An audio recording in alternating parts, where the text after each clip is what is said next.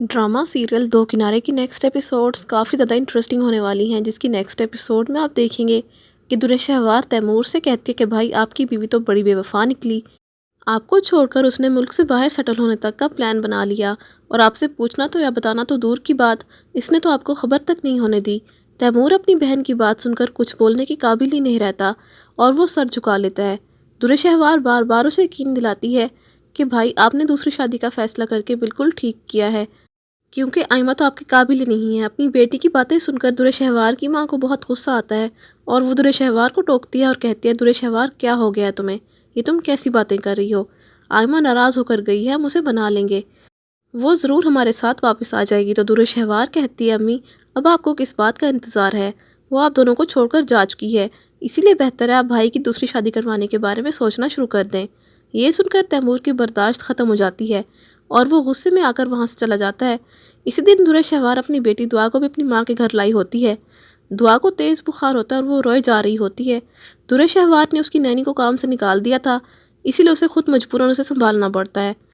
दुआ दुरेशहवार पर उल्टी कर देती है तो दुरेशहवार तैश में आकर कहती है, क्या मुसीबत है, ये बीमार बाप की बीमार बेटी। दुरेशहवार की माँ फ़ौरन आकर दुआ को इससे ले लेती है और कहती है, क्या हो गया तुम्हें दुरेशहवार, क्यों छोटी सी बच्चे पे गुस्सा कर रही हो।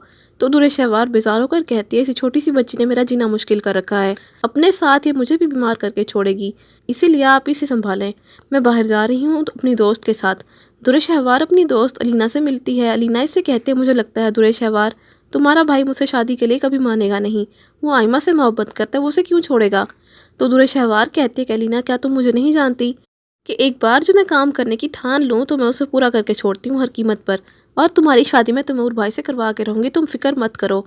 दूसरी तरफ वलीद तैमूर के घर आकर इससे कहता है, प्लीज़ आप लोग दुआ को मेरे साथ जाने दें, इसकी तबीयत ठीक नहीं है, मैं इसका इलाज करवाऊँगा और मावरा इसकी देखभाल करेगी।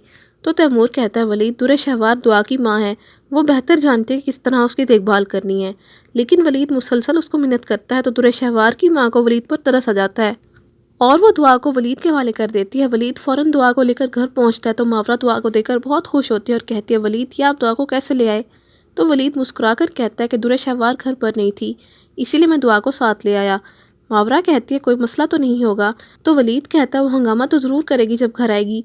दूसरी तरफ दुरेशहवार जब वापस आती है तो दुआ को ना देकर पूछती है, दुआ कहाँ पर है अम्मी। तो उसकी माँ कहती है, वो वलीद के पास है। तो दुरेशहवार गुस्से में घर से निकल जाती है। तैमूर उसे रोकता है लेकिन किसी की वो नहीं सुनती। फ़ौरन अपने साथ फोर्स लेकर वलीद के घर पहुंच जाती है और शोर करते हुए कहती है, ये है वो शख्स जिसने मेरी बेटी को मुझसे बिना पूछे यहाँ पर ले आया। ये देखकर वलीद के पैरों से ज़मीन निकल जाती है। तो आप सबको क्या लगता है इस कहानी में कौन सा नया मोड़ आएगा, कमेंट्स में ज़रूर बताइएगा। इसके साथ साथ ही वीडियो अच्छी लगे तो वीडियो को लाइक और शेयर करने के अलावा चैनल को लाजमी सब्सक्राइब कर लें ताकि मज़ीद नई वीडियोज़ बआसानी आपको मिल सकें।